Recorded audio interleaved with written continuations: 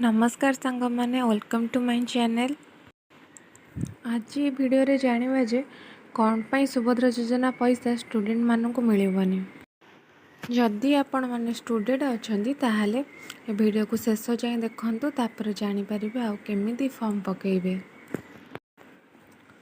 Fast तो आम तार स्टेटस चेक करदबा कि कौन पाई रिजेक्ट होइछि, कारण बहुत जनकर केवाईसी पेंडिंग थाए कि अन्य कोथि पाई भी रिजेक्ट होता है।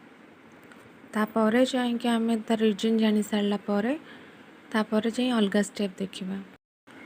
फास्ट क्रोम ब्राउजर को जाई सुभद्रा योजना क्लिक कले से पळे आसो जोटा फास्ट आसो सुभद्रा योजना से क्लिक करवा।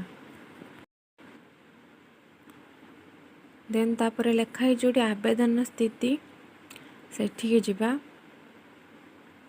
तापर क्लिक करी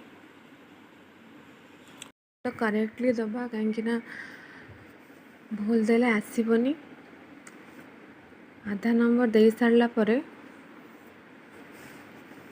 आमको पूरा ओटीपी गोटे ओटीपी आसो तापाई वेट करा पड़ो।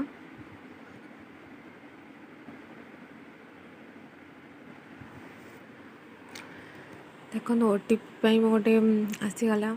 आधार कार्ड जो फोन नंबर लिंक अच्छी आपड़ से फोन नंबर पाखे रखिथे कहीं से ही आपणकर फोन ओटीपी आम से लिखिदेव।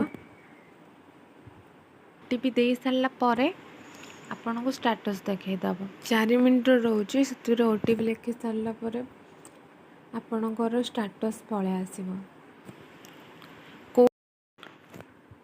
आपण को डेट रे भरी थिले को डेट रे अप्लाई करिथिले आपण ना आधार नंबर सब आसीबो। ई केवाईसी पेंडिंग अच्छी कि केवाईसी पेंडिंग अच्छी सेटा भी देखैबो। आ रिजेक्टेड स्टूडेंट्स मानक पई काहे के होची काहे हमरो स्कॉलरशिप मिलुची सेति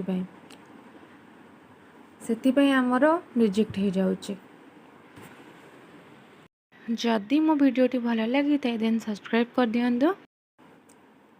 मु या पर गोटे वीडियो आनिबी केमिति अप्लाई कले आपन को स्कॉलरशिप पैसा मिलुची जो तापाई किछि भी प्रॉब्लम हबनी। आ सुभद्रा योजना